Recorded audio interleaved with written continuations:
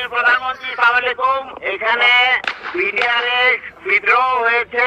আমি আছি দরবার হলে আমার অফিসারদের সহ আমাদেরকে ঘেরাও করে গুলি করছে ওরা। আমাদের অস্ত্র নাই, এই জন্য আমরা জবাব দিতে পারছি না। অলরেডি র্যাব মুভ করছে, সেনাবাহিনীও মুভ করবে।